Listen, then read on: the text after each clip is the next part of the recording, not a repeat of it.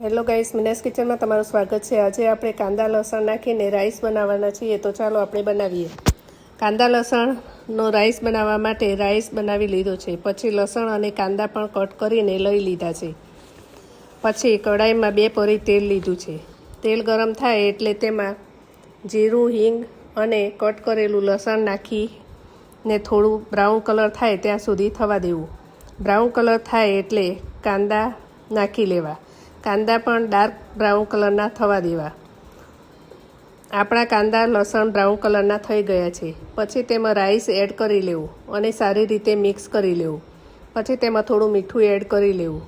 રાઈસમાં નાખેલું હતું એટલે થોડુંક એડ કરવું। પછી મિક્સ કરીને 5 મિનિટ થવા દેવું।